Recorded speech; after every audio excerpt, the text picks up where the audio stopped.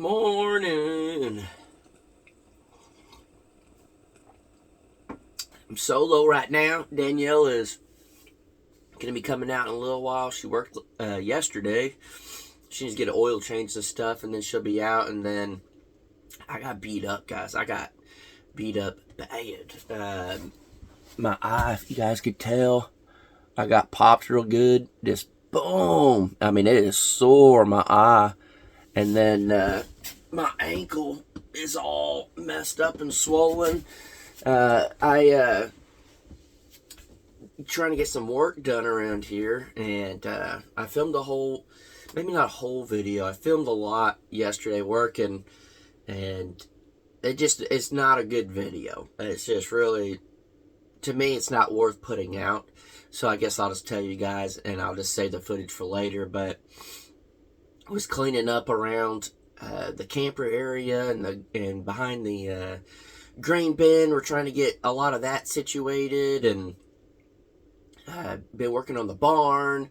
And the other day we were working on just cleaning up where the camper used to be, all of that. And I twisted my ankle bad. I don't remember exactly if I think I was getting off of the tractor, and I jumped down, and then I hit a stump, and I tripped, and I fell.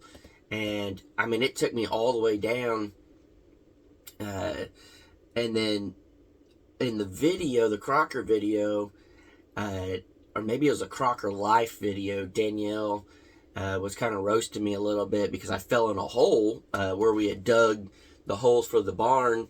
I was going to dig, and when I did, I slipped and my foot went in.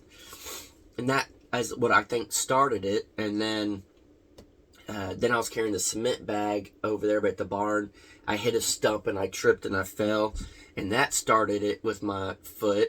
And then whenever I was working yesterday and the day before, and got off the tractor, hit that stump, and I mean, my ankle just rolled, and it got pretty swollen pretty quick. It's definitely not as bad as it could be, but it was pretty swollen. So yesterday I tried to do as much tractor work as possible and get it all cleaned up, where we're gonna move the camper, because the camper where it's at right now, we're gonna move it a little further closer to the fence line and away from the pole. Try to get it away from the road as much as possible, even though it's only gonna be a little bit. It'll give us a little more privacy. And then we have to build a whole new area for the dogs, because we want the dogs to be closer to us, and we're going to build a permanent spot right behind the grain bin. And the little puppies keep getting out, so we got to rebuild that, make it really good and really nice, and not a makeshift thing anymore. And then got to finish the barn build, and got to level out some dirt in the barn. Got a lot going on. And when getting hit in the face is one thing.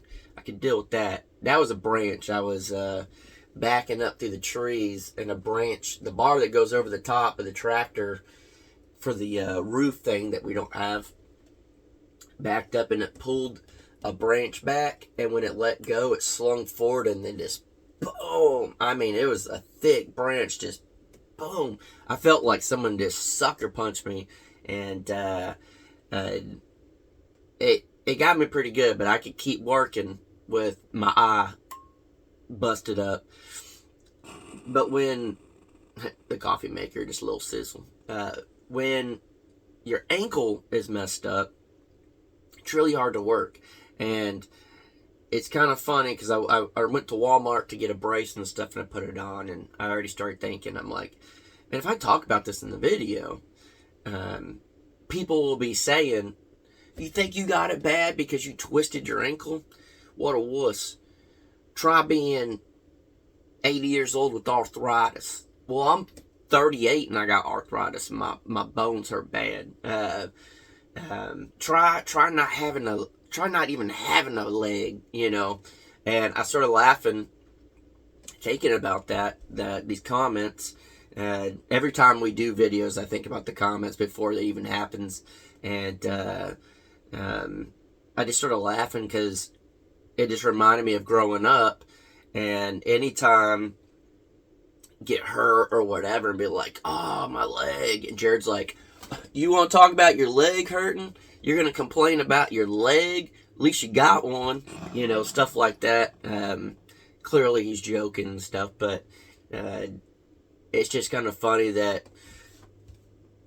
and I'm not talking about Jared, that was just fun jokes, but when somebody gets hurt or somebody gets treated a certain way or somebody grew up a certain way or someone's poor or someone was in a car accident or someone was in whatever, why is it human nature to have to one-up somebody? That's been a big question of mine for a long time. Why do humans feel like they need to one-up the other person? And it's like, man, I grew up like poor, and then the next I'm not saying we grew up poor. We weren't rich, but we weren't poor, but we weren't rich. At least in my eyes, I never knew if we didn't have money. Our parents raised us to not worry about finances as the children. They took care of it, and we either got clothes and food and stuff, and we just knew, don't ask for things that you don't really need. We got everything we needed, but if you want something, go work for it. And that's besides the point, I guess. But why is it when people are like, man, I grew up poor, they're like, no, I grew up poor. And then like, man, I got in this fender bender. You got a fender bender? Well, someone smacked the whole backside of my car. Or talking, like, there's even people YouTube related and stuff. It'll be talking about something that happened, and then they'll have to try to one-up you. Why is it always just people feel like they have to one-up someone else? And this is clearly not what I was going to talk about. It just kind of comes out. A little Jason rant, I guess. But why is it that human nature is, instead of,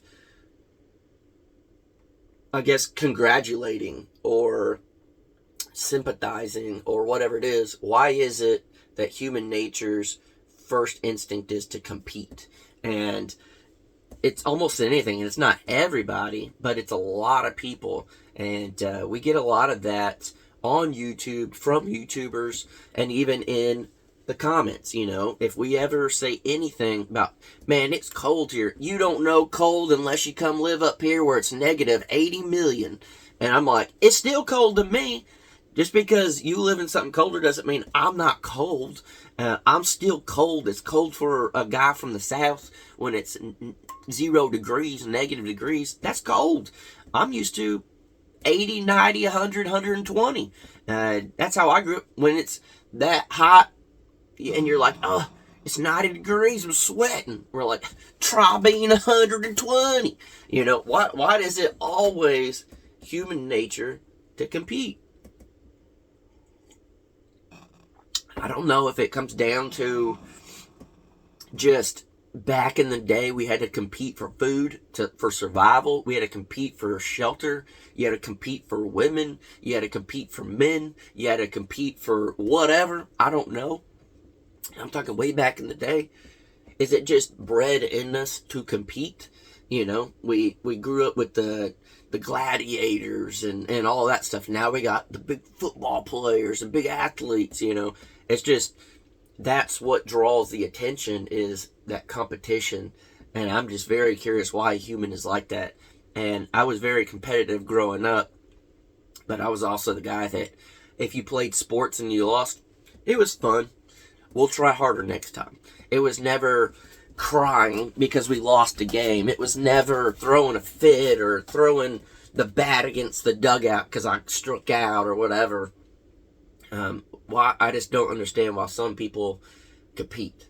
I guess what I'm getting at is, I don't know why I was talking about that, is what I'm getting at. It is, came up that way, I guess. But um, it is an interesting thing, I guess. This is just the mind of Jason. It's an interesting thing that everyone has different phases in life, and everyone goes through different things, and it takes one thing in your life to make it switch, to make it go to something else.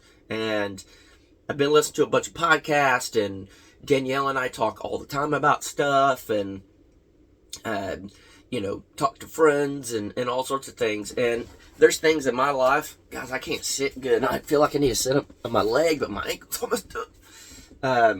There's things in life that are happening right now in my life that a year ago, 2 years ago, 5 years ago, 10 years ago, I wouldn't handle too well right now. I would be pretty upset. I would be clapping back at people. I would be,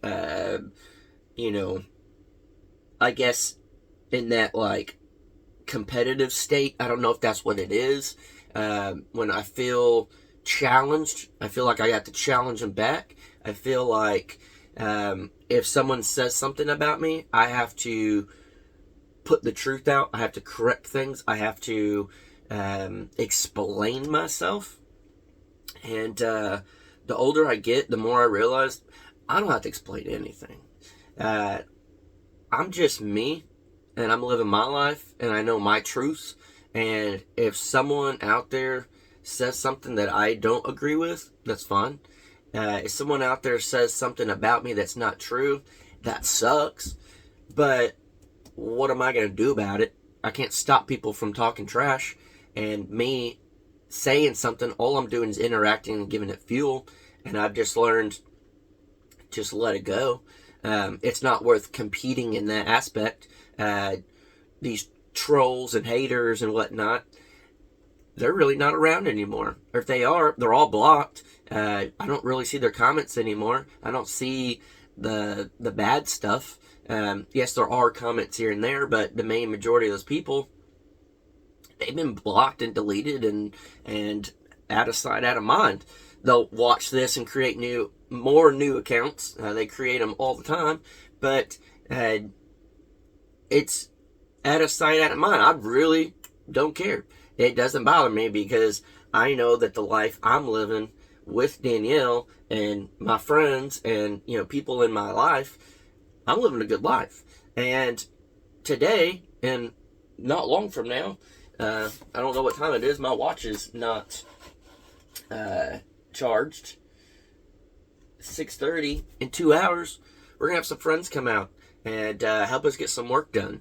And it's an awesome feeling. And we know those people aren't coming here to compete. We know those people aren't coming here to do anything other than help. Our friends do have YouTube channels, but at the end of the day, they would do it without a camera. We go to their places without a camera. We talk behind the scenes without a camera.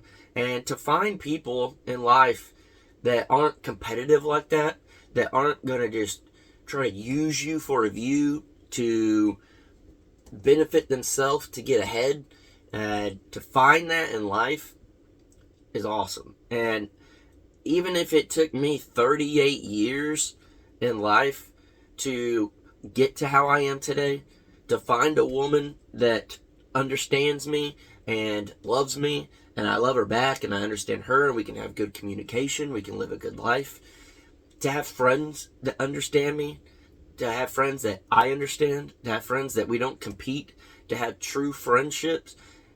If it took 38 years for that to happen, I'm okay with. It feels good to feel good. And I'll always say that. It feels good to have good people in your life. It feels good to be in a good spot in life and to have a place that isn't competitive. It isn't you constantly have to explain yourself. A place that you're comfortable. A place that is an awesome thing that when you get hurt, people come around to help. When you want to have fun, you have good people to hang out with. When you need someone to talk to, you got someone to talk to. It's an awesome feeling. And I'm talking about you guys as well watching, because for a long time. Views are up and down, subscriber counts up and down, everything. But there's that steady group of people that has stuck with us, and that's you guys watching, that have just been there and have supported and just said, who cares what the views are like? Who cares how much you built today? Who cares, what happened with this? We're here and we're supporting you, and it's an awesome feeling. It feels good. And I say this all the time, but I truly feel like part of the reason the way I am is because of you guys. You guys have stayed steady the whole time. Other people have come up and down and whatever, but you people that have supported and loved us and cared about us and didn't worry about anything else other than loving us and caring about us, y'all have stayed so steady through this whole thing that y'all showed some consistency in my life. Y'all showed that people will stick around. Y'all showed that there doesn't have to be certain ways. Just live the life, and there's people out there that just want to see you happy. And between that, my friends, and Danielle, it just truly has showed me life can be pretty good. And even with the bum leg, I got punched in the eye by a tree, didn't get the work done, didn't get the video done, getting behind on things since didn't get to work more yesterday, all that stuff. That's okay. Because at the end of the day, as long as I'm happy and as long as I know that I'm surrounded by what I needed to be surrounded by, life is good. And so I don't know how I went from getting beat up to super competitive people to whatever to this, but that's just how my brain works. So I need to edit the rest of the Crocker Life video. Crocker Life's been putting them out, and I've been enjoying those videos a lot. Go check that out, and later, probably like 1 o'clock. And then probably tomorrow, maybe, we'll have a video come out, and you guys can watch that. It just happened today. It ain't gonna happen for the Crockers, and that's alright. It's better to heal up, get good, than try to pump a video out, just to pump a video out. So, appreciate you guys, love you guys. Drink this coffee, get this done. Danielle's gonna get oil change in the car, come back out, and our friends are coming out. They'll be here in a little bit. So, we'll catch you on the next one. Whew, let's get some stuff done.